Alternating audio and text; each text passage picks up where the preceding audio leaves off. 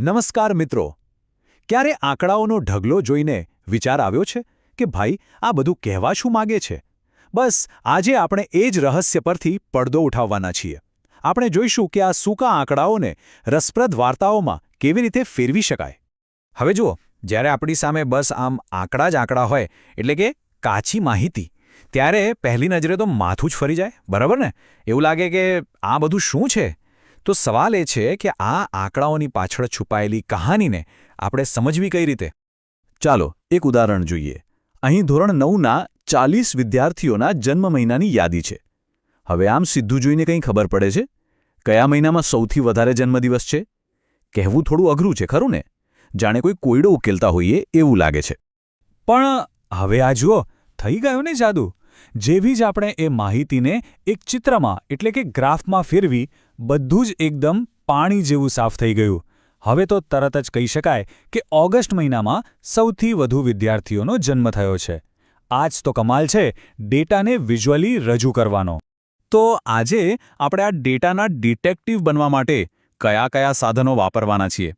પહેલું, માહિતીની ચિત્રાત્મક રજૂઆત. બીજું, સ્તંભાલેખ. ત્રીજું, સ્તંભાલેખ.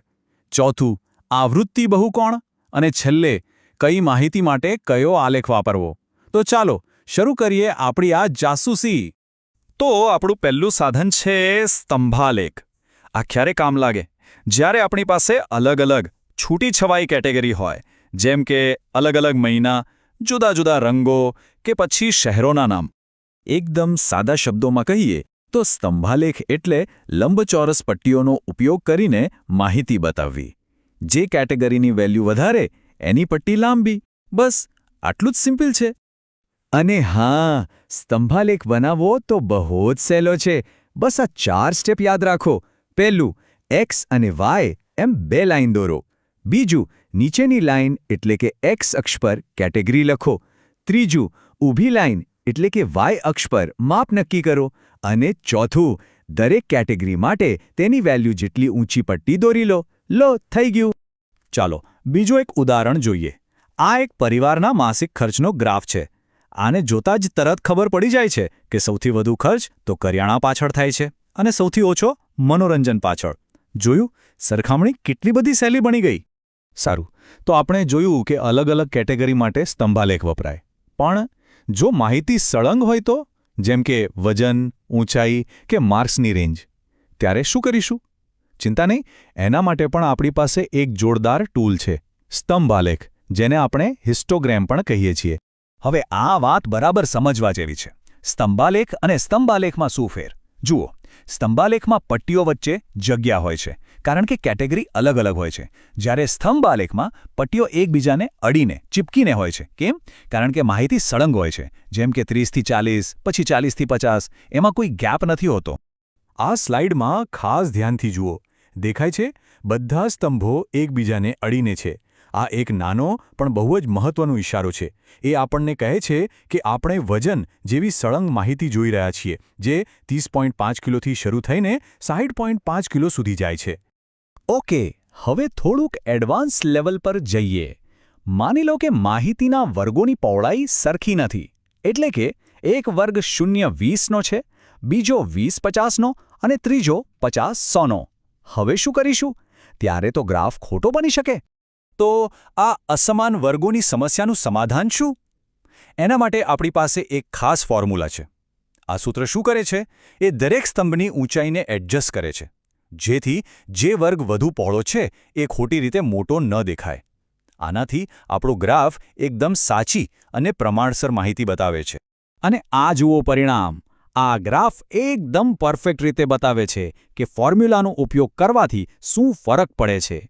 ભલે વર્ગોની પહોળાઈ અલગ અલગ હોય, પણ આ ગ્રાફ દરેક વર્ગને તેનું સાચું મહત્વ આપે છે, કોઈની સાથે અન્યાય નહીં.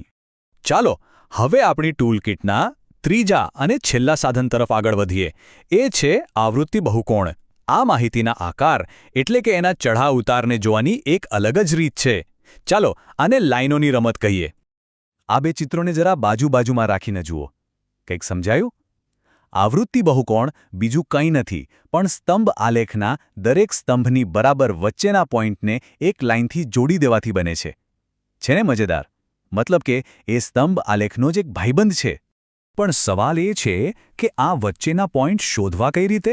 એના માટે આપણી પાસે આ એકદમ સિમ્પલ સૂત્ર છે: વર્ગ મધ્ય કિંમત. બસ વર્ગની નીચલી અને ઉપલી સીમાનો સરવાળો કરીને 2 વડે ભાગી નાખો. આ જ એ પોઈન્ટ છે જેના પર આખો ગ્રાફ ટકેલો છે. અને આ છે આપણો ફાઇનલ ગ્રાફ. એકદમ સુઘડ, આવૃત્તિ, બહુકોણ. આનો સૌથી મોટો ફાયદો એ છે કે તે માહિતીનું વલણ એટલે કે ટ્રેન્ડ બહુ જ સ્પષ્ટ રીતે બતાવે છે. જેમ કે અહીં જીવન નિર્વાહનો ખર્ચ પહેલાં કેવી રીતે વધ્યો અને પછી કેવી રીતે ઘટ્યો તે એક જ નજરમાં પકડાઈ જાય છે. તો મિત્રો, આપણે 3 જોરદાર ટૂલ્સ વિશે શીખી ગયા: સ્તંભાલેખ અને આવૃત્તિ બહુકોણ. હવે સૌથી અગત્યનો સવાલ: ક્યારે કયું ટૂલ વાપરવું? તો આ બધી ચર્ચાનો સાર અહીં આ ટેબલમાં છે. અને એક ચીટ શીટ સમજી લો. જો કેટેગરી અલગ અલગ હોય તો સ્તંભાલેખ, જો માહિતી સળંગ રેન્જમાં હોય તો સ્તંભાલેખ, અને જો એ જ સળંગ માહિતીનો ટ્રેન્ડ જોવો હોય તો આવૃત્તિ બહુકોણ. બધું માહિતીના પ્રકાર પર જ આધાર રાખે છે. તો બસ, હવે આ બધા સાધનો તમારી પાસે જ છે. હવે જ્યારે પણ કોઈ ડેટા જુઓ ત્યારે એને ફક્ત આંકડા ન સમજતા, એની અંદર છુપાયેલી વાર્તાને શોધવાનો પ્રયત્ન કરજો. તમારી આસપાસની દુનિયામાંથી માહિતી ભેગી કરો અને જુઓ કે એ તમને કઈ નવી કહાની કહે છે.